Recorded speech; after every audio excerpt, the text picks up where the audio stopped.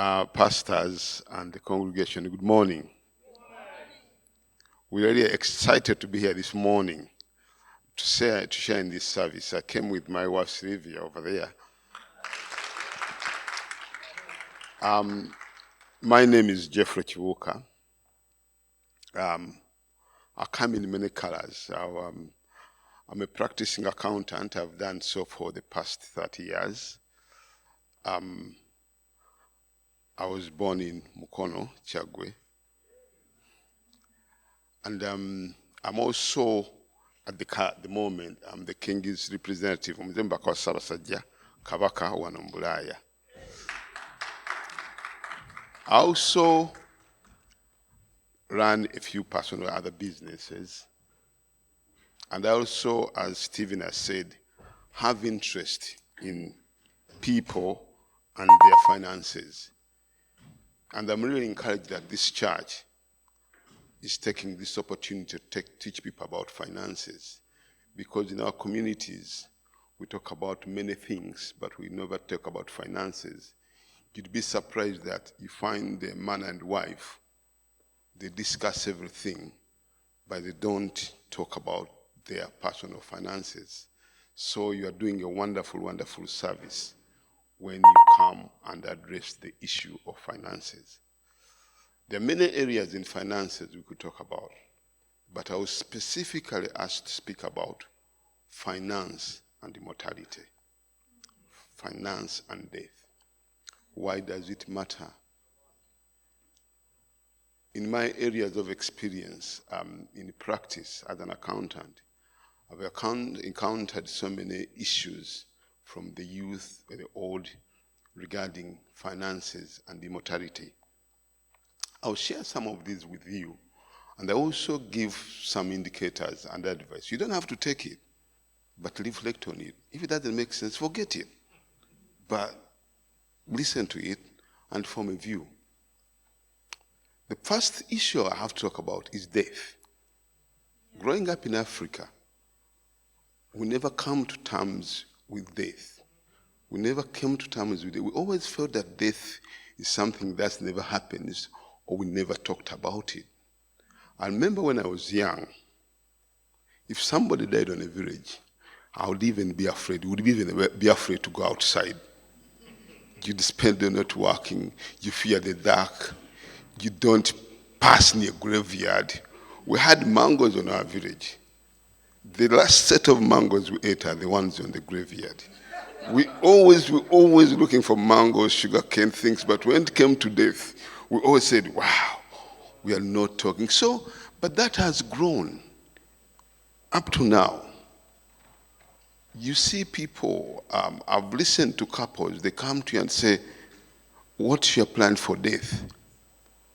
And then they go, why? Is something fun on me? Am I going to die? Why are we talking about death? You find a man and a wife comes to the husband and say, why don't you make a will? The husband goes, olozangenda kufa. Why is this happening? Why me? Why not you? In Christianity, we know through death we go to heaven. But even Christians, when you talk about it, they say, why do we talk about death? Why should we always push it at the back. Yeah. But it's important we talk about death. I'll tell you why when it comes to finances. The first reason is a death changes many things in a family. For start, it will be the breadwinner who goes, or even the wife. Now, the first thing you look about is the funeral costs. Yeah. Having a funeral is very, very expensive. Again, when I was young, we used to reflect, if somebody died, people would come from the neighboring, bring matoke, bring muogo, bring everything, and then they have something called munamokabi.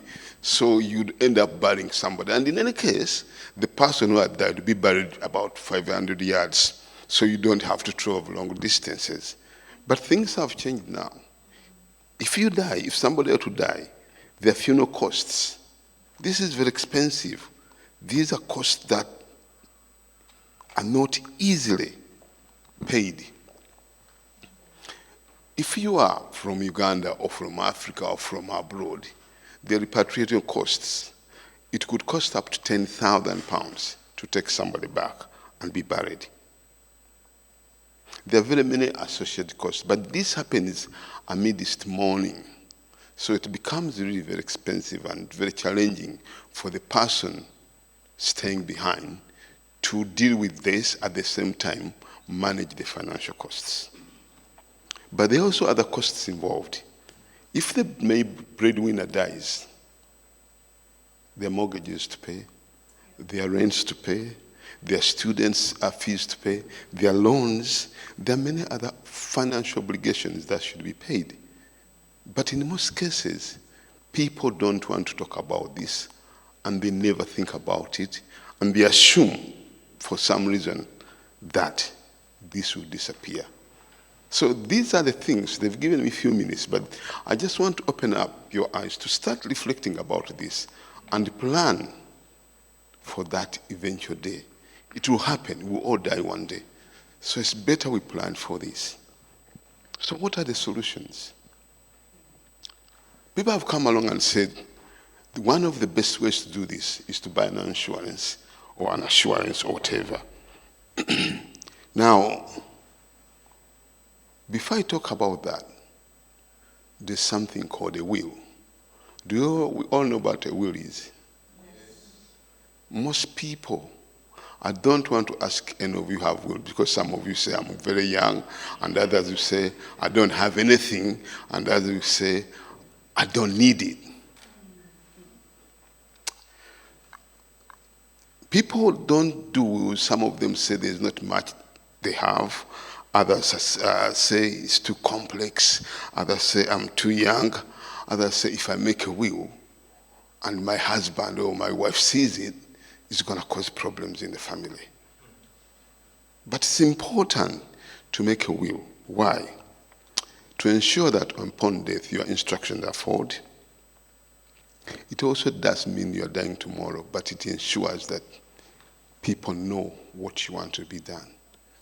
Also for the lucky ones, it helps for the tax planning purposes, because if your estate is over £320,000, £25,000, you may end up paying what we call inheritance tax. Now, inheritance tax, the very, very punitive tax, is 40%. So imagine if you have an estate and almost half of it goes to the taxman. So it's really important that you plan, or you have the will to plan your estate if you are in that region. But it's also important for the remaining pattern, because let's say we are brothers and sisters and one loses a wife. Family can come and say, you know what, he said this, no, he said that, or he gave this to me, or these are the debts he owed me. So all that is resolved when you do a will.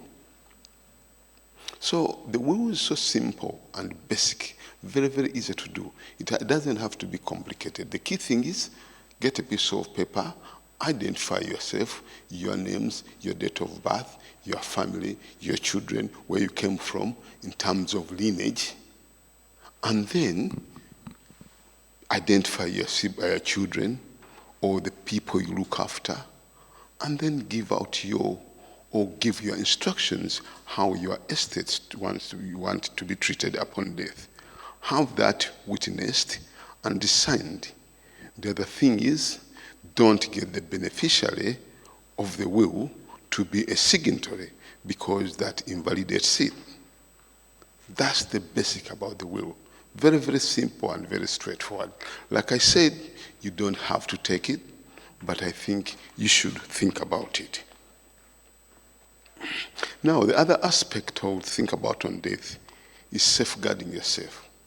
We know we have insurances, like you have a car insurance. You could buy an insurance where you say, upon my death, they'll pay so much. But insurances are what you are.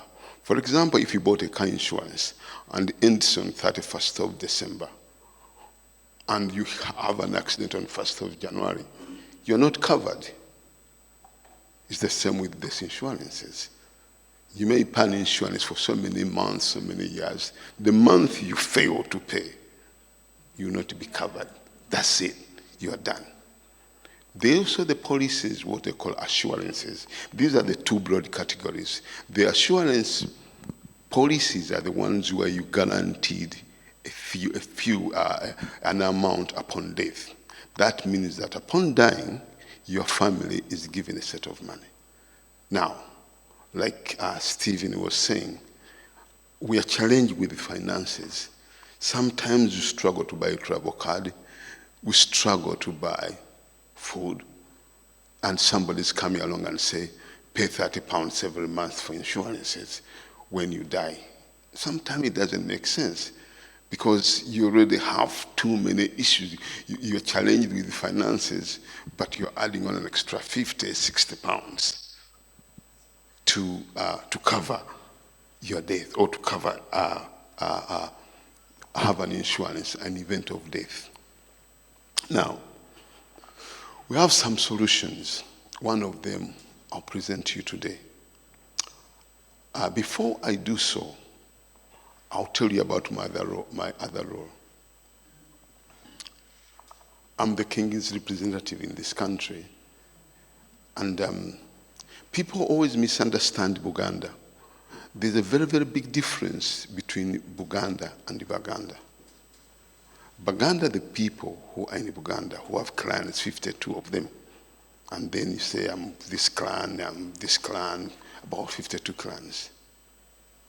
Buganda is the nation state where people stay. So Buganda is a combination of all nationalities. You don't have to be a Muganda to be in Buganda. But people tend to confuse the two. The reason I explain this is people tend to think that to be in Uganda, you have to be a Muganda, or they use them interchangeably. But being a Muganda is not the same as Buganda. So we have this thing called Buganda Bereavement Fund. As the King representative, we look at ways of how we can improve our welfare and also how we can get people to improve their standards of living and plan for their future. So one of the things we came about is Buganda Bereavement Fund. Buganda Bereavement Fund is not for Baganda. It's for all Ugandans from all walks of life. You can join anytime. What does it do? I've explained that upon death, there are bills and costs that come up. Imagine if you're paying an insurance of £25, £30 or £50. At the end of the year, that would be £600. But if you stopped on 1st of January, you wouldn't be paid.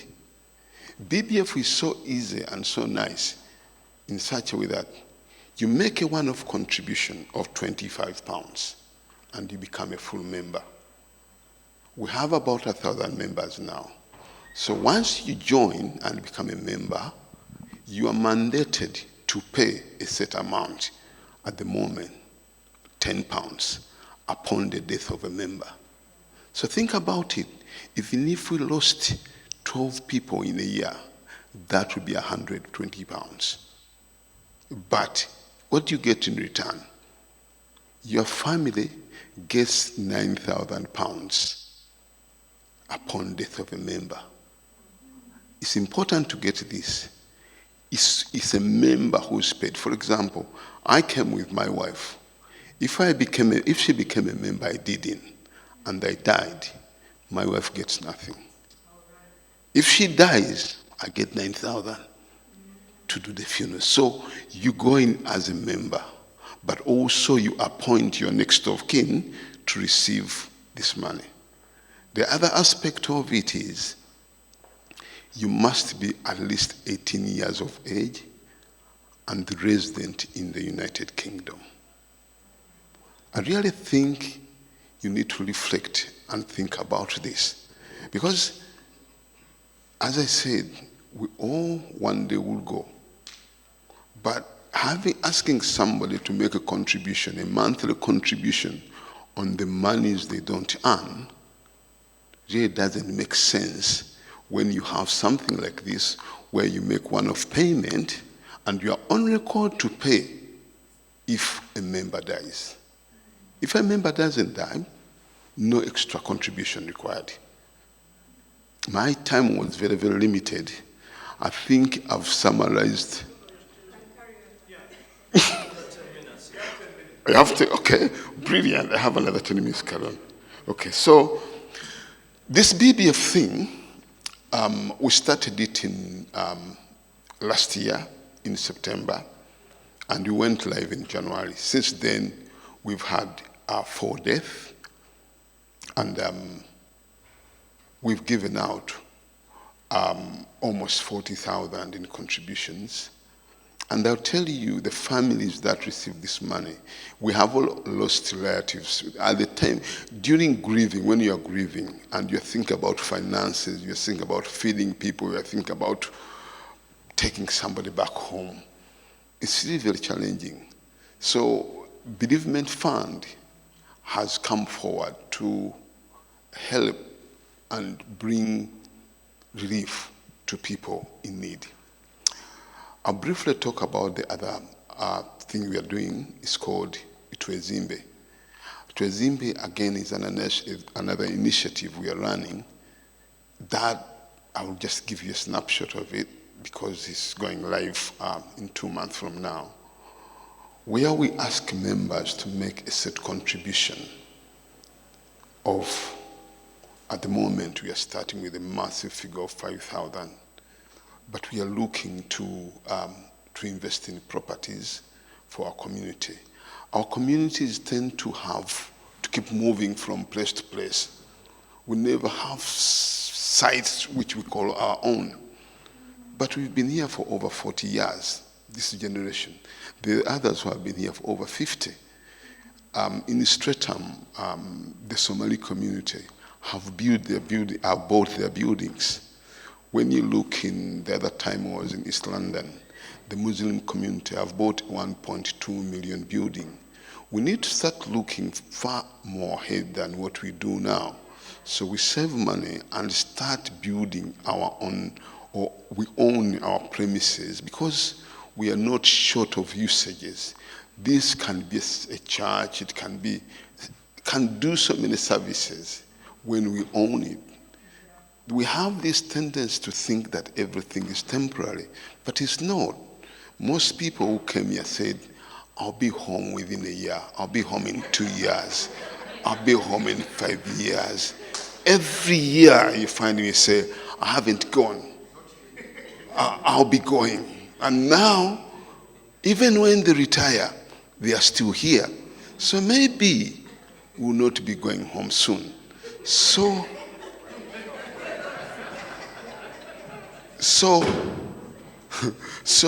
let's consider investing here. The other thing I want you to consider, you've all done it. We've all done it. When we came here, we sent so much money in Uganda for investment. Not many of you have made a profit out of it. Maybe it's time to start reflecting that. Maybe let's start investing here. There is value here. Think about it. If you came in from a village in Masaka because there was no money and came to Kampala and started working, why do you think that you move money from Kampala? It will be more profitable in Masaka instead of investing it in Kampala. Oluwero. If you left Uganda because there was no money, you came here, made some money, why do you think that going back there is going to make some money? There are so many potential investment ideas in this country. And I ask you to kindly reflect. Go out of the box. Let's not suck in our community. Speak to other people.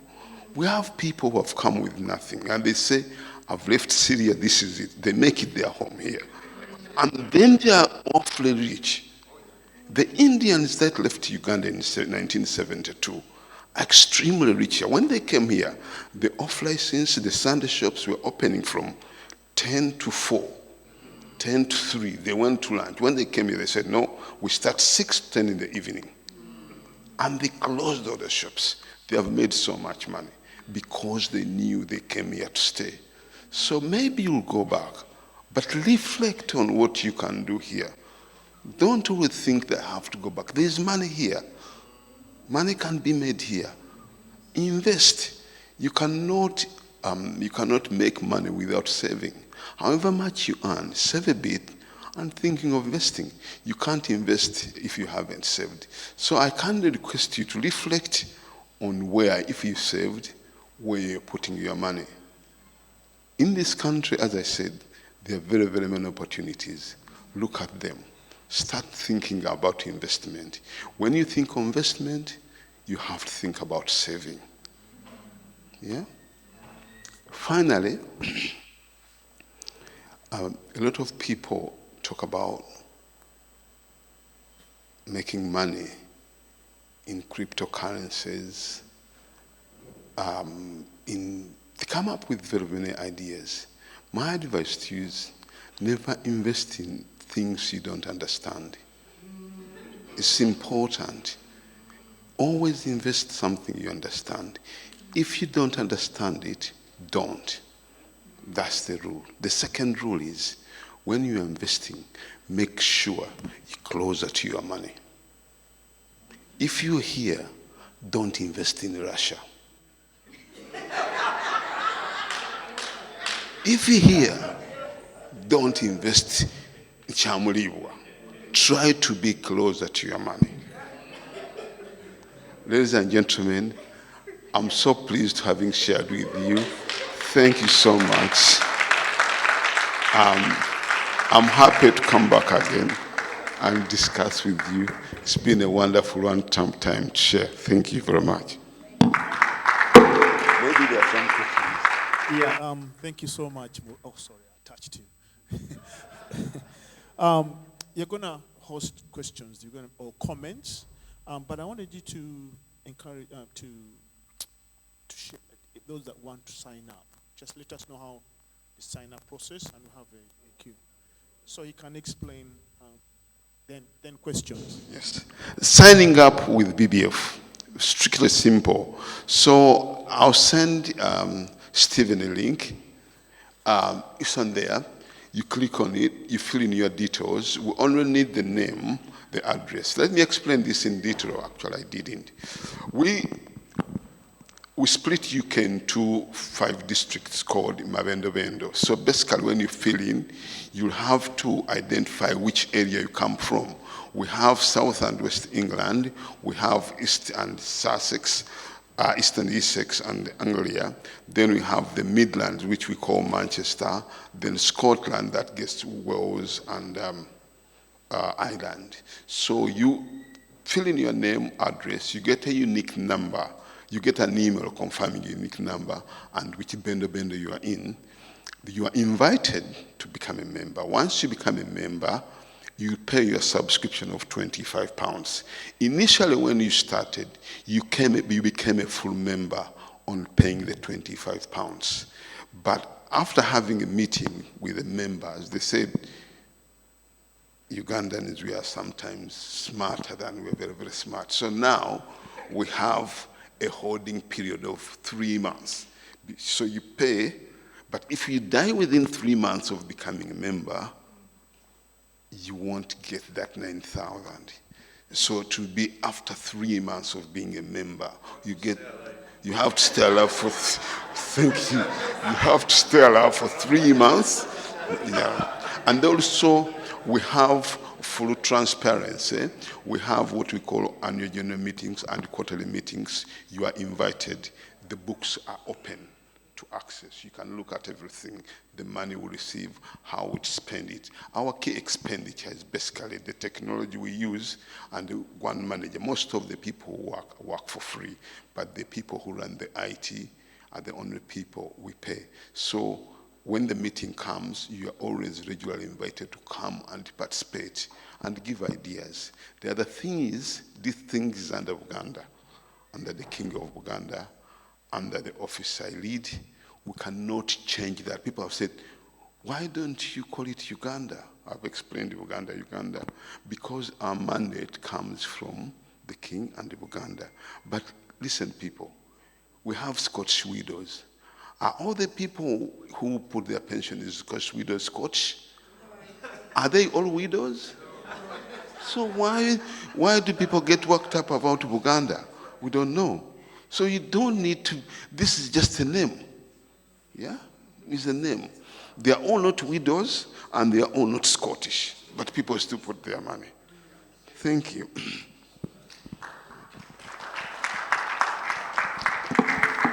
Thank you very much, sir. I'd like you to clarify the claim, what's that definition? So when you are a member of BBF, it's upon your death that the 9,000 is paid. Yes. Or, because what I had heard before is when you are bereaved and you are a member. When you are bereaved? If you are bereaved, if I lose somebody and I'm a member, and I'm saying, hey guys, I've just lost my best friend. Okay, let me answer that. In BBF, you come as you. We don't have the capacity yet to extend it to your friends. And where I started my discussion, I said, when somebody dies, so it's only you. Like I gave an example, if I joined, my wife joins and didn't, and I die, my wife gets nothing. So basically for the people maybe you are leaving behind, so it's not basically, unless something happens to you, you're not given anything. What people have done, they have got their children who are over 18 years old, they have paid for them, and they have paid for their friends. So if you pay for your friends, and then your friend dies, then BBF will give them money. But you can lose friends, whatever, if they're not members of BBF, no. The other thing is, it doesn't remove this community spirit. If somebody dies, we still can contribute, but on top of the 9,000. What we are looking at is to give this relief. Think about this congregation. If you lost 3 members in a row, what would mean is that each time Pastor Lincoln will say 500 here, 500 here, that's 1,500. But if Pastor Lincoln lost 3 people die in a congregation, he will be satisfied giving 10 pounds because he will know this family will get 9,000. He can top up if he wants, but at least he knows the family will get the 9,000 to take the person home. Yes, ma'am. Thank you very much. Just a quick question on, I know you've done the Scottish widows as an example, but it does say the Kibuuka's subjects. So how are the ID requirements? What are the ID requirements to register? Do you have to have a Ugandan national ID? How do you know who they are? And then some people, you might be first generation, might qualify as a Kibuuka subject, but the next generation, are they? That's a very, very good question. How do you choose Kibuuka subject? We said the key things we are Ugandan and resident in the UK. Ugandan by ID? You, Some of us are Ugandan by heritage, but we don't carry a national ID. We're not dual citizens. no, we don't, because our community is very, very closed. When you give your name, you're Ugandan. Most of people here hold British passports. People have married, have intermarried. For example, you marry somebody, that person automatically qualifies. So we don't have, say, you bring your proof of ID, you bring this, you bring this. What we wanted to limit was people, for example, from Uganda saying, let me invest in this because I'll get 9,000. So we say it has to be UK-based and the Ugandans who are in the UK, but you don't need it to have an UK. The first person we paid for was a man called Alecho. Alecho was living in Streatham, very, very quiet man, but he never came out in community a lot. But the moment he died, members of the community in the area knew him, and we passed over the money. So, no, even third generations are allowed. And remember, we are growing as a community.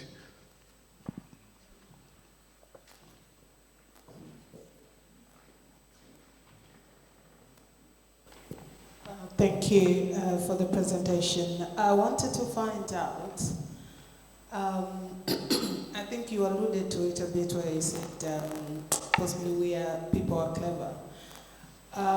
In a situation whereby possibly somebody is sick, possibly suffering from cancer, or, you 6 months leave or something like that, and the person decides to join, do you take into consideration pre-existing conditions, so you take on the person as they come, and will you pay them? Thank you. Hold on. Very, very good question, madam. Thank you so much. I'll answer that question. At the moment, we do a waiting period of 3 months. If you become a member, we call it meetings, general meetings. We may extend it to 6 months. That has been discussed, but at the moment it's 3 months. Also, ma'am, this is a community thing. Most of the people in BBF are our brothers and sisters. We are aware some of them have pre-existing conditions, and if they pass, they will still be members of our family. So we think £10 may be painful, but not too painful for us to bear. So because we are not an investment firm, we're not investing. The key thing is looking for after each other. This is the thing. The people who work in BBF, we have about 8 people working there. They work for free. I tell you the number of hours they spend doing this thing is a lot. It's more important, it's far more important. This thing is about us as a community not making money. So if somebody had pre-existing condition and joined and passed, we'll still contribute. But if that person didn't join and passed, we would still contribute anyway, maybe even more. So we do 3 months and use that. As we're here learning that, Yeah. after you sorted out the debt, mortality, how does that release us now grow our capital elsewhere? Sorry, the what? Can you answer the question again? You've dealt with the mortality bit, so that means that now we are free to do. Yes, to grow our capital, because our mission is to get the money, to guard it, to grow it, to give it. That's important. Today, I didn't come to talk about finances, the other areas of finance, but the key thing I talked about, Stephen, is saving. Our culture, again, I don't know where it came from, but we don't have the culture of saving in our communities. Maybe it started back home, because in Africa, whether you plant, where you still eat, you still sleep. It's very difficult to find people starving. So the culture of saving is not there. So one of the things we encourage you, I would suggest we do, is to save money. Once you save this, for example, you are paying into a pension. Now you say, into a pension, into an insurance. You say, now I'm a member of BBF. I'm saving £600 a year. It's important you save it. It doesn't matter how much you earn. The culture of saving is the basis of investment. People say, let me earn 20,000. We earn 25. I'll start saving. They got 24. They say, no, let me earn 30. So we have people like Michael Jackson. Yesterday, there was a man called John Barnes, footballer, earning millions. They went bankrupt. It's not because they don't earn enough. It's the way you manage your money. If you get a chance to come back here, I'll speak about managing your money. The way you spend your money determines how well you live. It's not how much you earn. What you earn is important, but the culture of saving, the culture of investing your money determines what you'll be in 5, 6, 10 years from now. Most people just think that people who are better off are just lucky, but it comes from saving. The culture of saving is so important that we need to start our children young, because when you don't save, I don't think you have a good chance of having financial stability. People, the culture here, because the businesses make money after selling loans, even before they tell you to buy a house or to do something, say, here's a credit card. And then you go to Uganda on a credit card.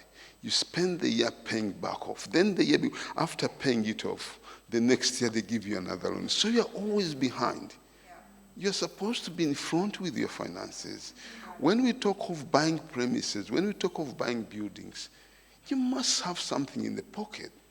And the problem with this is, if you don't have money, if you have no savings, when people start talking about investment, you just walk away because you haven't got anything. But if you have £1,000, 2,000 in savings, you'll start listening. But that also will motivate you to save more.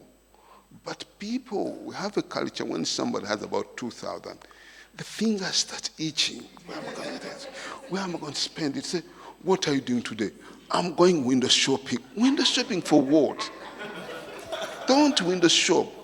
I tell my children, if you want something, write it down, save. When you go to the shop, go to buy what you want to buy and come back.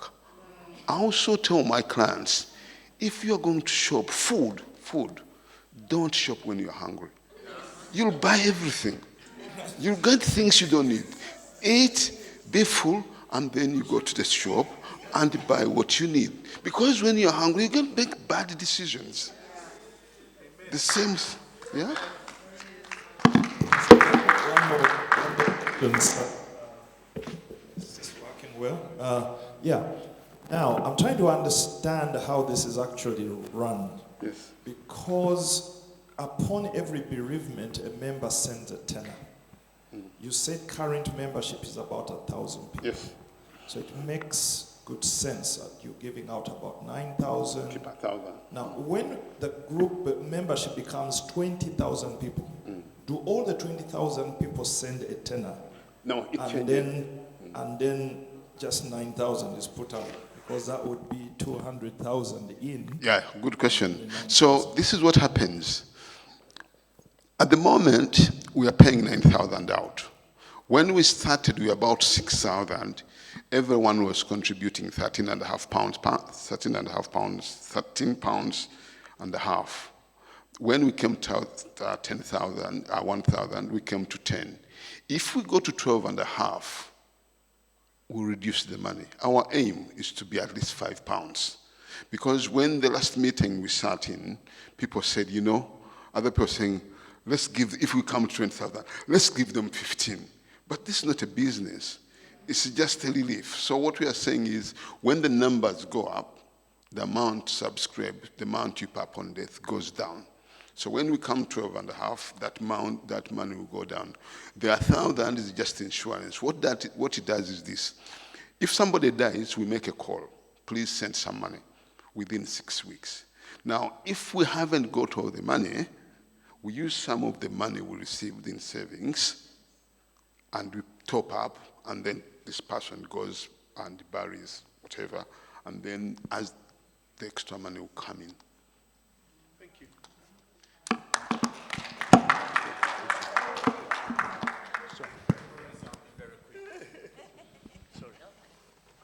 I probably know the answer, but if a certain member does not contribute the first £10 and the next one, and really by the third one, their 25 they paid originally would be kind of expired, do we kick members out?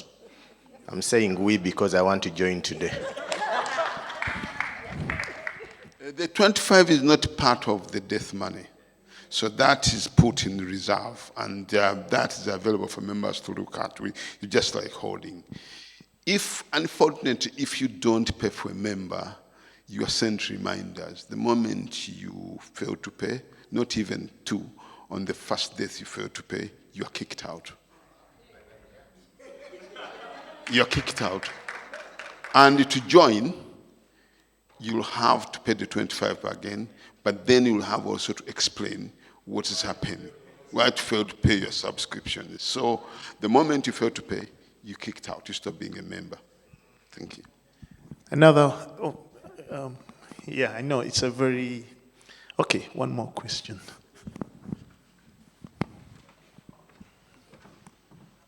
Yeah, thank you very much for your contribution.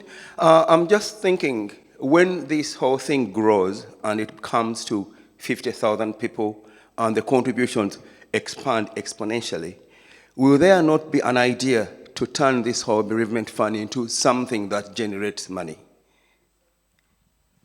Thank you, sir. When a baby is born, the baby first crawls, then stands up, then walks, then runs. This is where I'm heading.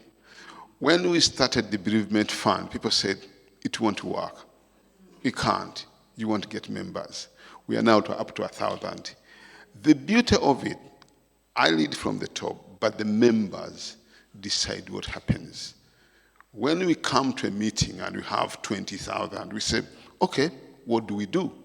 Members vote. Our meetings are online, and everybody has a vote, and everybody decides what happens.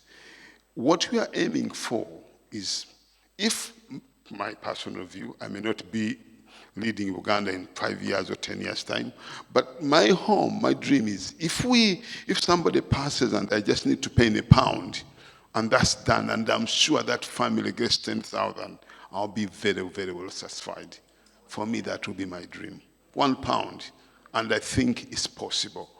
All these dreams, everything starts with a dream. And I think this dream will become a reality.